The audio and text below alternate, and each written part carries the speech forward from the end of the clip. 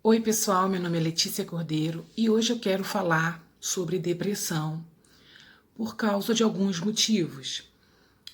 O que eu tenho lido sobre isso, em 2017 foi feita uma pesquisa que 2020 seria milhões de pessoas no mundo com depressão. Por motivos pessoais, por eu ter passado por depressão e ter superado isso, e por ter amigos, parentes, colegas, às vezes as pessoas me falam que estão deprimidas e na verdade eu só escuto, eu não posso fazer muita coisa. O que eu posso ajudar às vezes é num curso que eu indico, um livro que eu indico. Então, isso, devido a esse cenário atual, eu acho importante a gente falar desse assunto.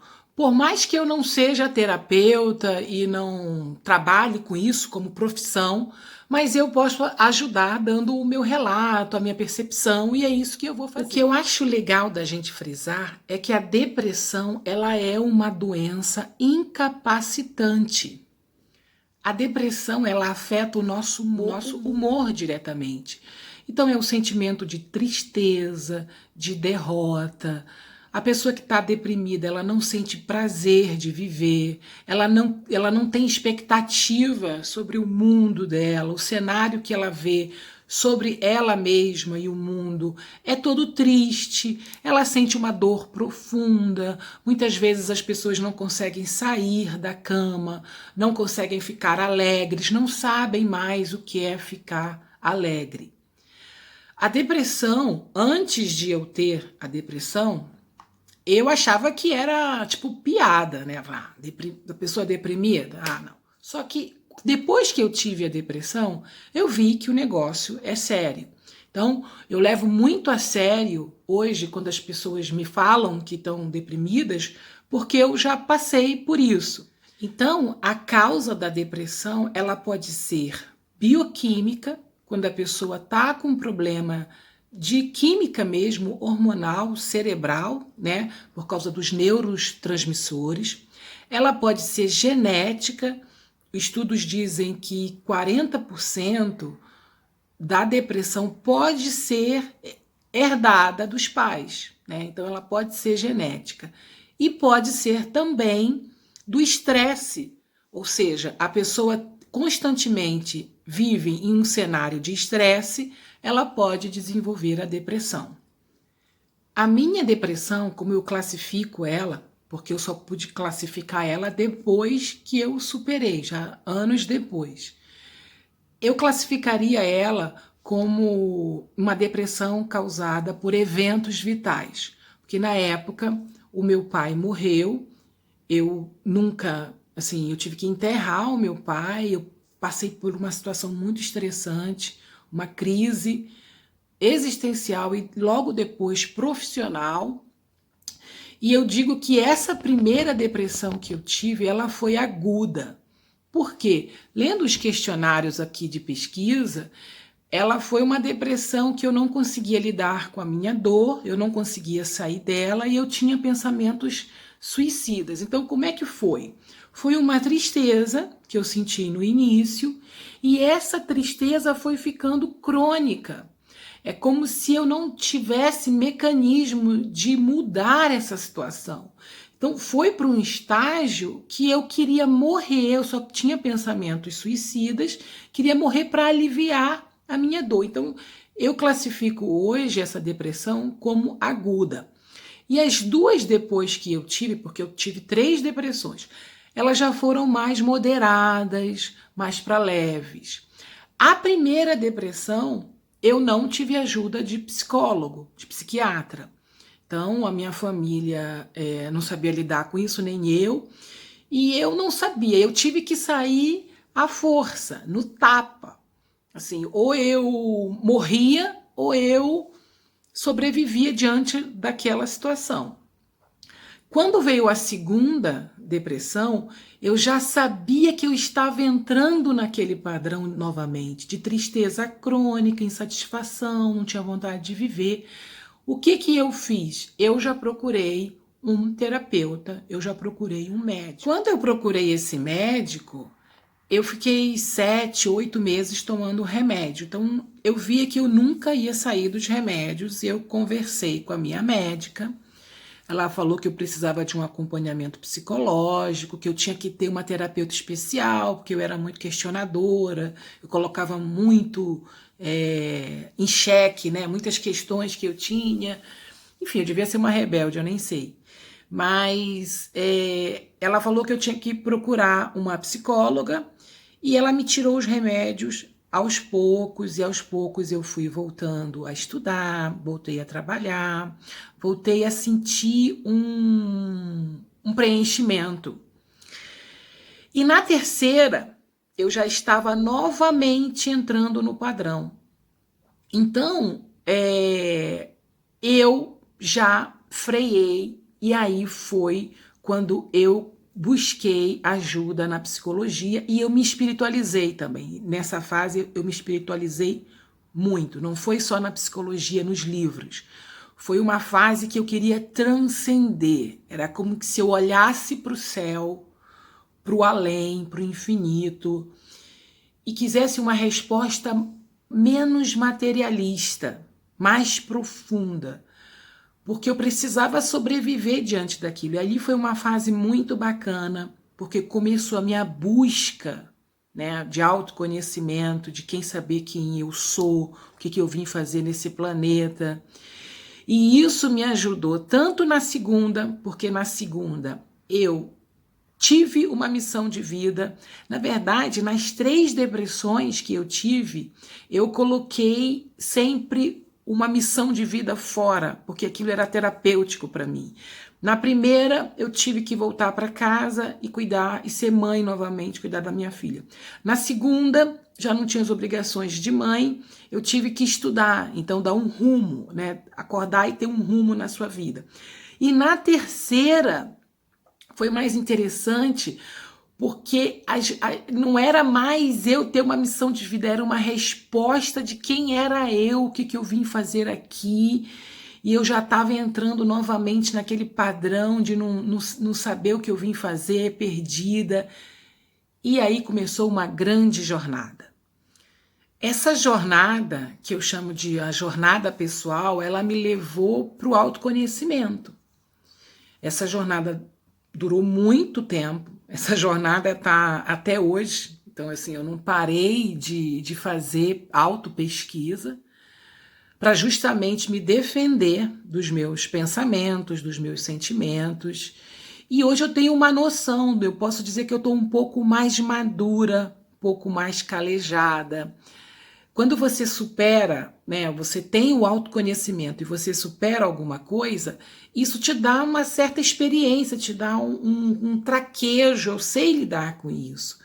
Mas isso não seria possível sem o autoconhecimento, sem toda essa busca do autoconhecimento. E para mim não funciona, nessa fase que eu contei, da experiência da transcendentalidade e tudo, eu fui para muitos movimentos místicos e tudo. Só que não faz parte do meu perfil eu ser uma pessoa religiosa. A religião passou por mim várias vezes. Naquele momento aliviou a minha dor.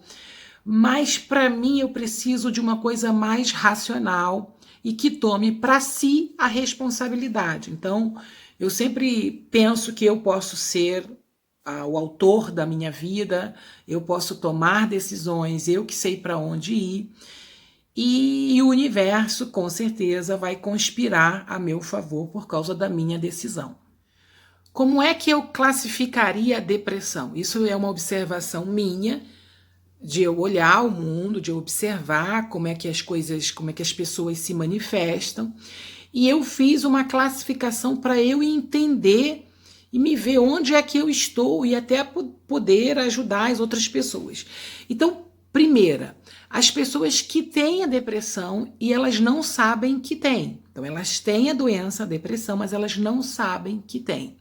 A segunda, sabem que têm, mas elas têm medo de serem estigmatizadas. Elas sabem que têm a doença, elas não se tratam, né?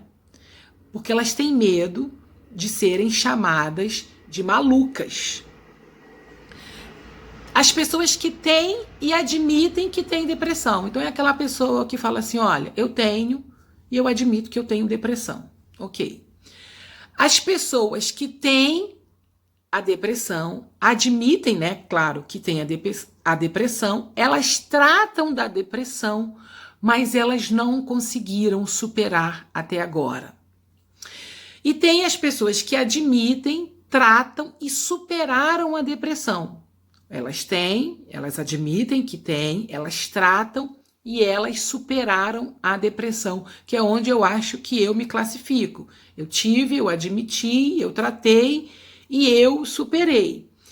E tem uma outra classificação que eu vim pensando quando eu vim fazer esse vídeo, que são as pessoas que precisam da depressão.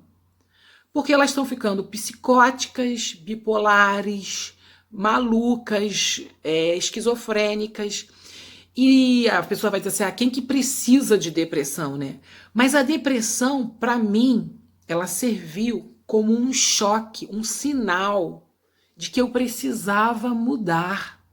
Eu precisava mudar o cenário da minha vida. Eu precisava mudar algumas atitudes que eu mesma fazia.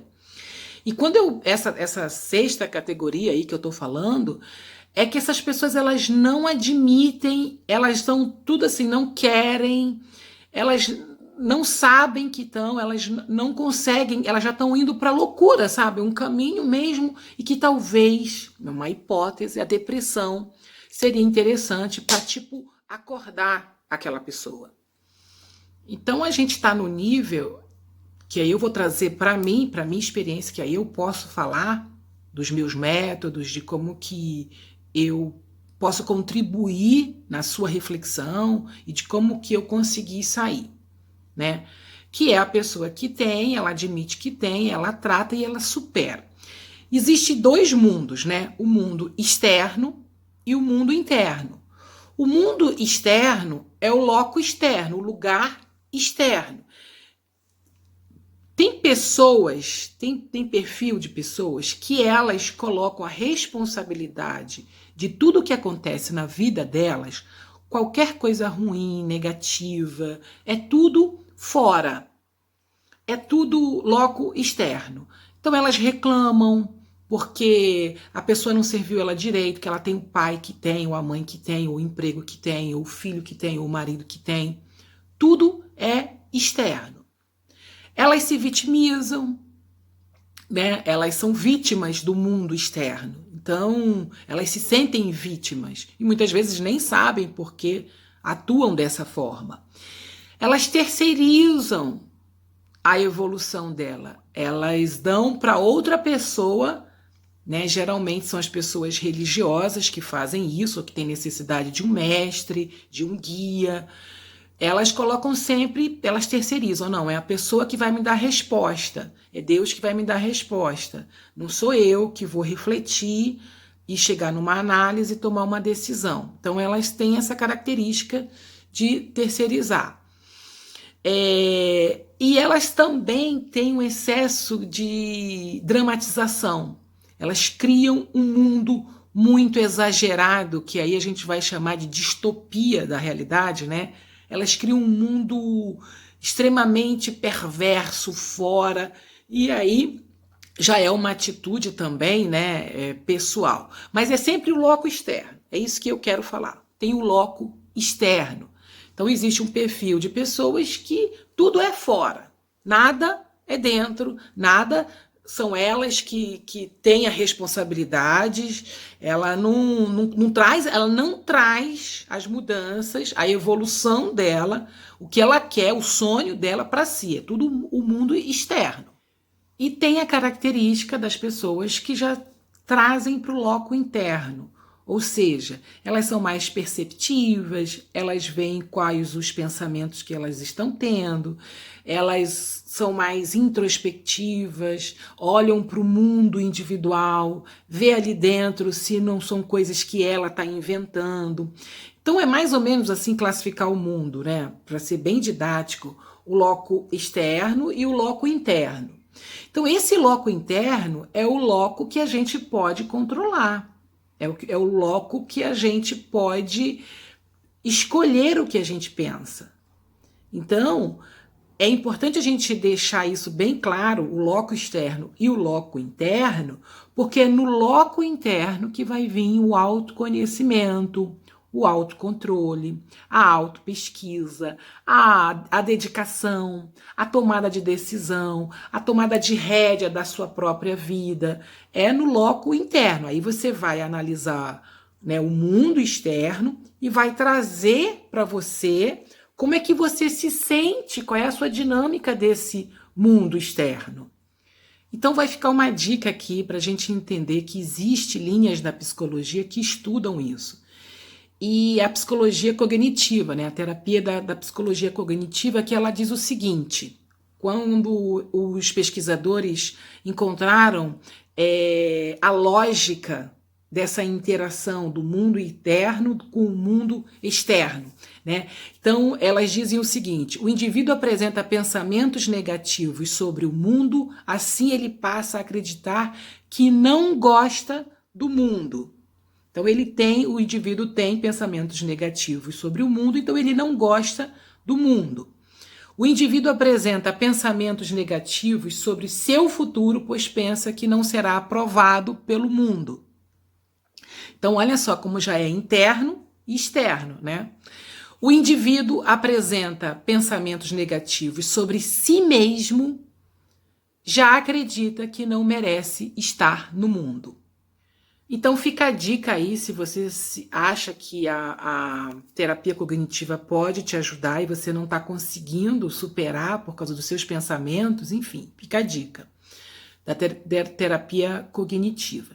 Tem uma técnica do Losch, que é um psicólogo, um colega nosso, e que ele coloca a técnica dos 5 A's para melhorar a lucidez, que eu acho importante da gente falar aqui, porque é a questão de trazer a rédea para si, é a questão do autoconhecimento, em que você está ou deprimido, né, quer se tratar, mas acha que pode também se tratar sozinho, com a sua autopesquisa, que é aceitar, assumir, aprender, anular, e eu acrescentei o superar, porque quando você anula, você supera. Mas isso só é possível se você gostar de autopesquisa, de autoconhecimento. Se você fizer esse perfil, e é uma coisa que funcionou muito para mim, porque eu já tenho ali noção de que, né, eu posso ter pensamentos negativos com relação ao mundo? Posso. Então eu já, peraí, eu já estou começando de novo a ter pensamentos negativos com relação ao mundo. Eu tenho pensamentos negativos com relação a mim mesmo. Você só vai saber disso se você fizer autopesquisa. É o que eu falo, o psicólogo, o terapeuta, o remédio, ele vai te ajudar se a sua dor for de uma forma que você não consegue controlar, que tem aquela dor forte mesmo que não dá para controlar. Mas se você já está um pouco calejado, já está há muito tempo numa depressão, daquela classificação lá, você ainda não conseguiu superar, você trata, sabe que tem e não supera. Será que não está faltando autopesquisa, autoconhecimento e você parar de delegar esse loco externo? Dizer que tudo é o mundo, tudo são os outros, o inferno são os outros? Será que não está na hora de você tomar essa rédea da sua vida? Porque como é que eu vejo? Teve épocas que eu tomei remédio, mas que eu quis parar, porque eu ia continuar tomando remédio. E a depressão, quando eu digo que pode ser uma porrada na sua vida, é porque tem alguma coisa errada que você precisa mexer, não adianta você ficar...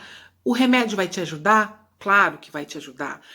O terapeuta pode te ajudar muito, mas o melhor aliado, a melhor pessoa para te ajudar é você mesmo.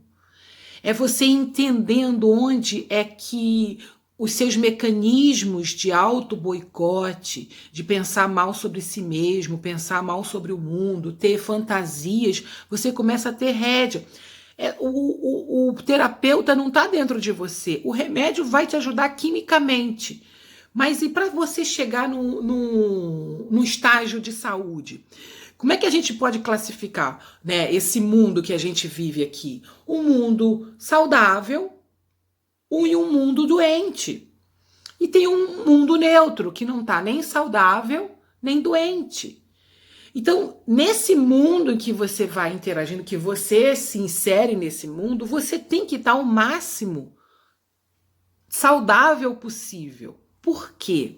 Porque se você tiver com depressão, isso é uma coisa que as pesquisas mostram lá, que é uma doença incapacitante, você não vai conseguir fazer os seus projetos de vida.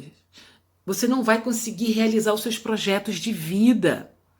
Você não consegue conquistar habilidades, porque a depressão ela te estagna, é um estado mental que você fica na inércia, derrotado, você não tem vontade de fazer nada, você está perdendo um tempo de vida ali que poderia ser produtivo e que você precisa superar. Se eu superei, gente, eu sempre me coloco também assim lá embaixo, falei, gente, se eu superei, que sou a pessoa que mais tenho crise, que isso e que aquilo, qualquer pessoa pode superar. É difícil? É, mas é possível? Sim, porque quando você está nesse estágio de saúde, você tem um ponto da saúde, do seu equilíbrio, que você está usando o seu potencial ao máximo, aquilo é você, trabalhando, estudando, produzindo, conquistando os seus sonhos, viajando, tirando as amarras daquilo que te traz para trás do mundo externo. Então, se você se conhece, se você sabe o que quer, mas que você precisa saber quem você é. Então, o que eu acho legal? O autoconhecimento. Então, se eu estou feliz hoje, tranquila e um pouco mais madura, é porque eu conquistei isso, o autoconhecimento. Muitas vezes a gente fala assim, ali é sucesso a bens materiais. Não tem nada a ver, sucesso é você se autoconhecer. Gente, para terminar, aceitar, assumir, aprender, anular, acertar e superar. A gente não consegue chegar nesse estágio da superação sem o autoconhecimento, tá bom? O vídeo já tá enorme, mas eu espero ter te ajudado e um beijo e tchau!